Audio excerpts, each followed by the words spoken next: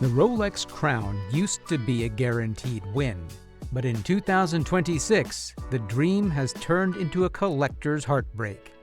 These are the 9 models nobody is buying anymore. The Sky Dweller is a mechanical masterpiece, but in 2026, it's hitting a wall.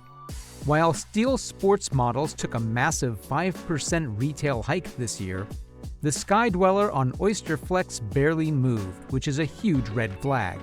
Demand has completely stalled out. Collectors today want slim, understated elegance, and this 42mm beast suddenly feels like a relic of the big watch era. It's too heavy for daily wear, and too expensive for a casual weekend piece. Even with that genius annual calendar, most buyers are walking right past it at the AD. If you buy one at retail today, you're looking at a 15% value drop the moment you leave the store. It's a brilliant watch, but in this market, it's a total safe queen. And this technical giant isn't the only icon currently drowning.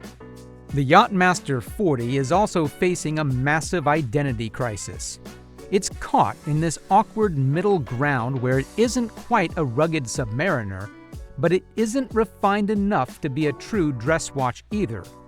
In the 2026 market, that in-between status is a death sentence for value. While everyone was chasing hype a few years ago, these precious metal and Rolex models are now trading consistently below retail on the secondary market. I always call the Yacht-Master the participation trophy of the Rolex catalog. Most people only end up with one because their dealer told them it was the only way to eventually get a GMT Master 2. It's a stunning piece of jewelry, but as an investment or a must-have icon, the market has officially moved on. The real tragedy is that this isn't even the most oversized mistake sitting in the display case. If you haven't noticed, 2026 is officially the year of the return to 36mm. Small is back, and that leaves the 43mm Sea Dweller feeling like a heavy, outdated relic of the big watch era.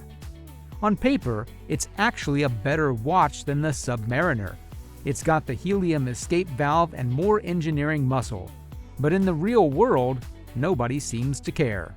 It's simply too thick and too heavy for most wrists to handle comfortably. Walk into any authorized dealer right now, and you'll likely see this anchor sitting right in the window while the Submariner wait lists stay miles long. Buyers are finally choosing ergonomics over bragging rights, leaving the Sea Dweller in the dark. Surprisingly, even the most established legends are being haunted by a newcomer that's failing to launch. Rolex took a huge gamble when they launched the Land Dweller in late 2025, and by now, we're seeing a massive split in the data. While the steel versions are still moving, the full gold and platinum models have basically become ghosts in the retail space.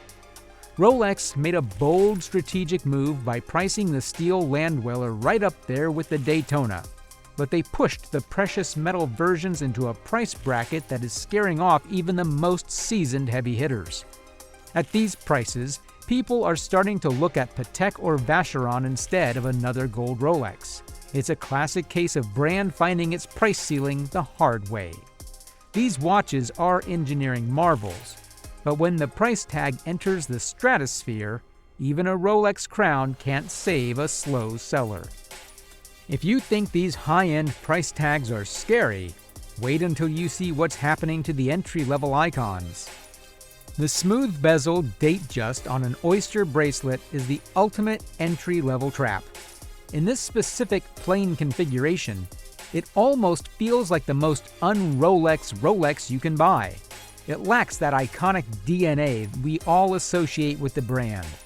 Following the 2026 price hikes, this basic model now carries a price tag that would have bought you a professional sports model just 3 years ago.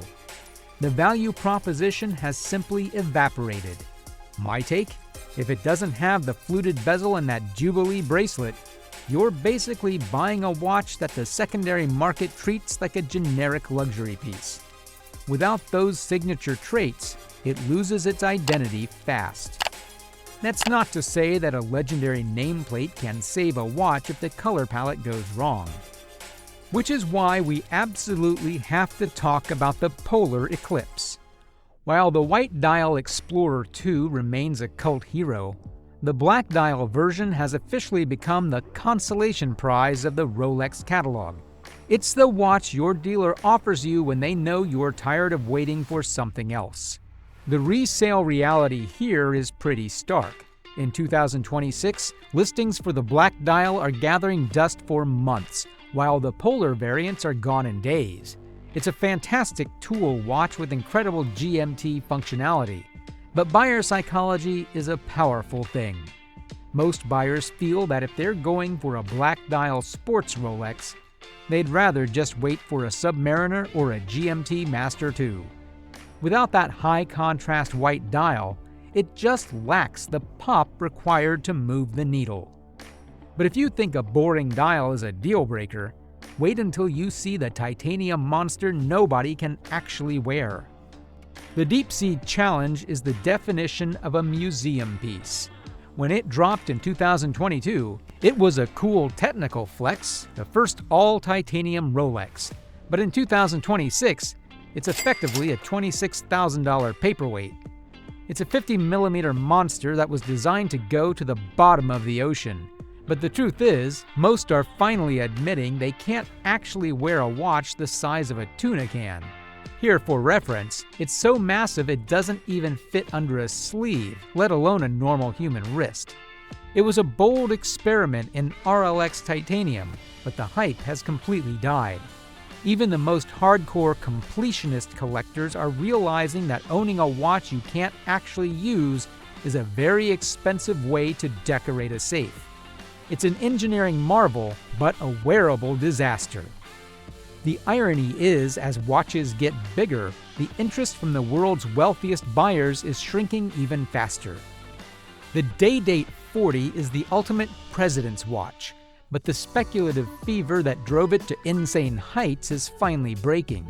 In 2024, the market was obsessed with hype dials, those bright, pastel, and coral-inspired colors that looked great on Instagram, but haven't aged well in a serious collection.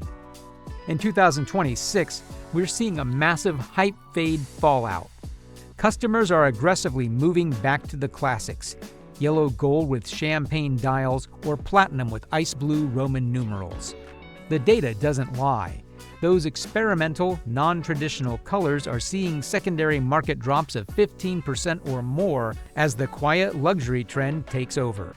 People are realizing that a $50,000 watch shouldn't look like a piece of candy. If you're holding a neon Day-Date, you might find that the pool of buyers has shrunk to almost nothing, while the traditionalists are laughing all the way to the bank. But while the president is seeing a classic revival, one specific professional model is still struggling to find its soul.